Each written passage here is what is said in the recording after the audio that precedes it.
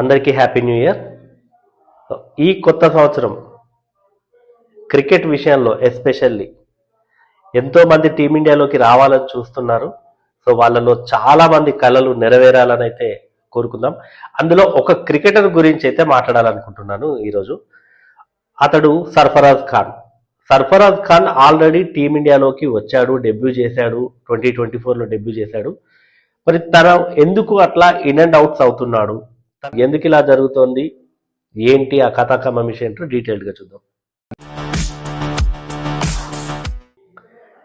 Welcome to Crick my show. నేను DVR. Sarfaraz Khan మనం రీసెంట్గా చూస్తే విజయ్ హజారే ట్రోఫీలో 57 బాల్స్లో 157 రన్స్ చేశాడు. తను చాలా చాలా కసి మీద ఉన్నాడు టీమిండియాలోకి రావడానికి. సర్ఫరాజ్ ఖాన్ ఎంత కసి మీద ఉన్నాడంటే సయ్యద్ ముస్తాక్ అలీ టోర్నీలో, అంటే ఐపీఎల్ ఆక్షన్కి ముందు జరిగినటువంటి సయ్యద్ ముస్తాక్ అలీ టోర్నీలో 47 బాల్స్లో సెంచరీ, 40 బాల్స్లో 52, 25 బాల్స్లో 64, 22 బాల్స్లో 73. ఇట్లా అసలు కొడుతూనే ఉన్నాడు. తనకు ఎట్లాంటి విసుగు చెందలేదు. తనలో అంత కసి ఉంది, టీమిండియాలోకి మళ్ళీ కంబ్యాక్ అవ్వాలి అని. ఫస్ట్ అయితే అసలు ఐపీఎల్ ఫ్రాంచైజీలు కూడా తనపై దృష్టి పెట్టాలి, ఫోకస్ చేయాలి అని అనుకున్నాడు. కానీ ఐపీఎల్ ఫ్రాంచైజీలు అయితే చివరి వరకు లాగాయి. చివరి నిమిషంలో సిఎస్కే తీసుకుంది. 75 లక్షల బేస్ ప్రైజ్కి సర్ఫరాజ్ ఖాన్ని తీసుకుంది. ఆల్రెడీ 2 సార్లు ఆక్షన్లో అన్సోల్డ్గా మిగిలాడు. ఆ తర్వాత సిఎస్కే తీసుకుంది. సో మరి ఇట్లా జరిగింది. సర్ఫరాజ్ ఖాన్కి చివరి నిమిషంలో అవకాశం అనేది వచ్చింది. మరి ఈసారైనా ఇక్కడ ప్రూవ్ చేసుకుంటాడా? మరి ఐపీఎల్ కెరియర్ ఇతంది ఎట్లా ఉంది అంటే, ఐపీఎల్లో ఇప్పటి వరకు ఆర్సీబీకి ఆడాడు, పంజాబ్కి ఆడాడు, డీసీకి ఆడాడు, 3టికి ఆడాడు, 3 ఫ్రాంచైజీలకి. అసలు ఆర్సీబీకి ఆడినప్పుడైతే స్ట్రైక్ రేట్ అద్భుతంగా ఉంది. మనం తన స్టాట్స్ చూస్తే అర్థమైపోతుంది. ఆర్సీబీకి 2015, 2016 ఈ 2 సీజన్స్లో ఆడినట్టున్నాడు. అప్పుడు అతను 150 strike rate, 160 strike rate maintain చేశాడు. ఆ తర్వాత తన గ్రాఫ్ పడిపోయింది. పంజాబ్ తరఫున ఒకసారి హాఫ్ సెంచరీ ఏమో చేశాడు. ఇంకా తర్వాత డీసీకి ఆడాడు. డీసీకి ఆడినప్పుడు కూడా పెద్దగా పర్ఫామ్ చేయలేకపోయాడు. మళ్ళీ ఐపీఎల్లో కూడా అతను రావడం కష్టమే అనుకున్నారు. కానీ మళ్ళీ ఎక్కడైతే తను ప్రూవ్ చేసుకోవాలో మళ్ళీ అక్కడే ప్రూవ్ చేసుకున్నాడు. సయ్యద్ ముస్తాక్ అలీ టోర్నీలో చాలా అద్భుతంగా ఆడాడు. ఇప్పుడు మళ్ళీ విజయ్ హజారే ట్రోఫీలో కూడా చాలా బాగా ఆడుతున్నాడు. విజయ్ హజారే ట్రోఫీలో 157 చేసిన తర్వాత గోవాపై చేశాడు 157 రన్స్. తన తమ్ముడు ముషీర్ ఖాన్ కూడా ఆ మ్యాచ్లో హాఫ్ సెంచరీ చేశాడు. అయితే ఈ విషయంలో ఒక రిగ్రెట్ అనేది తనకు ఉంది అని చెప్పాడు. టైమ్స్ ఆఫ్ ఇండియాకి ఇచ్చిన ఇంటర్వ్యూలో చెప్పాడు సర్ఫరాజ్ ఖాన్. అంటే కళలు అనేవి అంత తొందరగా నిజం కావు అని చెప్పాడు. అది ఎందుకు అంటే తన తమ్ముడు ముషీర్ ఖాన్ విషయంలో ఆ కళలు నిజం కావట్లేవు అని చెప్పాడు. ఇంతకు అసలు ఏంటా కళ అంటే, అన్నదమ్ములు ఇద్దరు కలిసి ఒకే మ్యాచ్లో సెంచరీ చేయాలని అనుకున్నారంట. అది వాళ్ళ డ్రీమ్. ఇద్దరు అన్నదమ్ములు, నెంబర్ 3లో ముషీర్ ఖాన్ ఆడతాడు, నెంబర్ 4లో సర్ఫరాజ్ ఖాన్ ఆడతాడు. సో ఈ ఇద్దరు ఒకే మ్యాచ్లో ఆడి సెంచరీ చేయాలనుకున్నారంట. గతంలో రంజీ మ్యాచ్లో కూడా అది చివరి దాకా వచ్చినప్పటికి కూడా అది నెరవేరలేదు ఆ కళ. ఈ రోజైనా ఆ కళ నెరవేరుతుంది అనుకున్నాను. కానీ ముషీర్ తొందరగా అవుట్ అయ్యాడు. తొందరగా అంటే హాఫ్ సెంచరీ చేసి 60 రన్స్ చేసి అవుట్ అయ్యాడు. ఇతనేమో 157 రన్స్ స్కోర్ చేశాడు. సో మొత్తానికి తన తమ్ముడు తాను కలిసి అయితే సెంచరీ చేయాలని అనుకున్నాడు. ఇదొక పార్ట్. దీని తర్వాత రవిచంద్రన్ అశ్విన్ సిఎస్కేకి ఒక సూచన ఇచ్చాడు.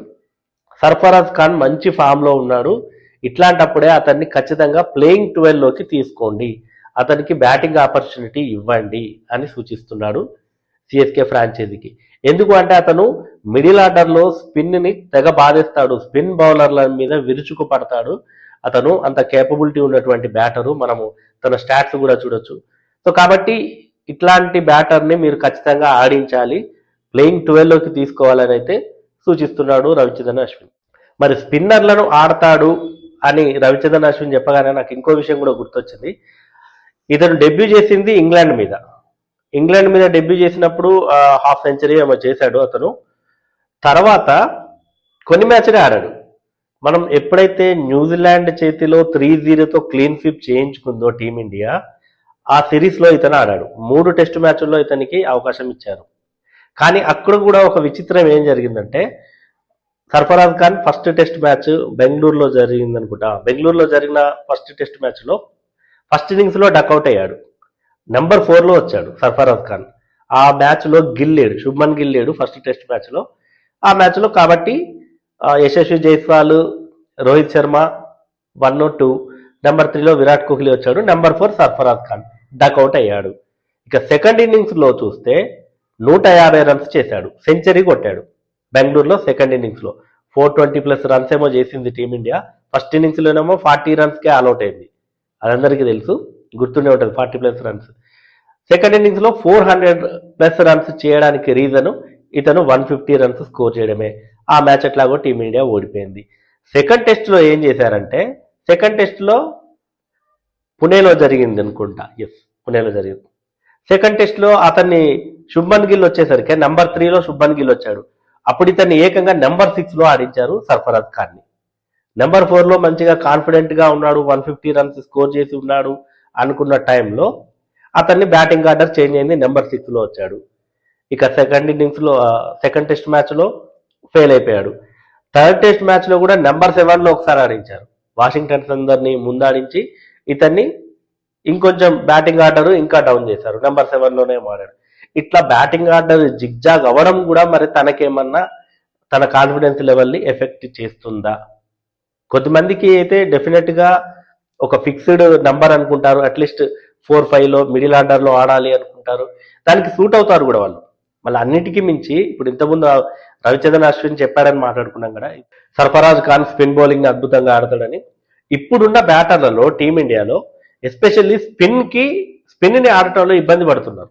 ఆ కట్ షాట్స్ ఆడటం కానివ్వండి, స్పిన్ బౌలింగ్ లో ఎస్పెషల్లీ స్వీప్ షాట్స్ ఆడటం కానివ్వండి, ఇవి చాలా మందిలో ఆ టెక్నిక్స్ అనేవి లేవు. సర్ఫరాజ్ ఖాన్ అయితే డెఫినెట్ గా ఒక మంచి టెక్నిక్ ఉన్నటువంటి బ్యాటర్, గతంలో కూడా చూసాము స్వీప్ షాట్స్ అద్భుతంగా ఆడతాడు అతను. కాబట్టి చాలా సూటబుల్ తను ఈ ఫార్మాట్ కి, ఎస్పెషల్లీ టెస్ట్ ఫార్మాట్ కి అయితే తనని ఖచ్చితంగా ఆడించాలి, టెస్ట్ ఫార్మాట్ లోకి మళ్ళీ తీసుకోవాలి. మరి తనైతే ఇప్పుడు రీసెంట్ గా కళలు అంత త్వరగా నిజం కావు అని ఏవైతే చెప్పాడో, తన కళలైతే త్వరగానే మళ్ళీ నిజం కావాలని అయితే కోరుకుందాము. టీమిండియాలోకి మళ్ళీ రావాలని అయితే నేను ఎస్పెషల్లీ నాకు అనిపిస్తుంది. సర్ఫరాజ్ ఖాన్ ని టీంలోకి తీసుకుంటేనే బెటర్ అనిపిస్తుంది. టెస్ట్ టీంలోకి తీసుకుంటే కొంచెం ఆ మిడిల్ ఆర్డర్ అనేది కొంచెం స్ట్రెంగ్తన్ అవుతుంది. ఈ ప్రయోగాలకు ఎక్కువ ప్రయోగాలకు పోకుండా, ఎందుకంటే వరల్డ్ టెస్ట్ ఛాంపియన్షిప్ కూడా ఉంది, ఆల్రెడీ మన ఆశలు కూడా లేవు వరల్డ్ టెస్ట్ ఛాంపియన్షిప్ మీద. ఏదైనా మిరాకిల్స్ జరగాలంటే డెఫినెట్ గా టీంలో చేంజెస్ చేయాలి. ఆ చేంజెస్ లో భాగంగా సర్ఫరాజ్ ఖాన్ అయితే ఖచ్చితంగా టీంలోకి తీసుకోవాలని నేను అనుకుంటున్నాను. మరి సర్ఫరాజ్ ఖాన్ ఫేట్ ఈ ఇయర్ మారుతుందా?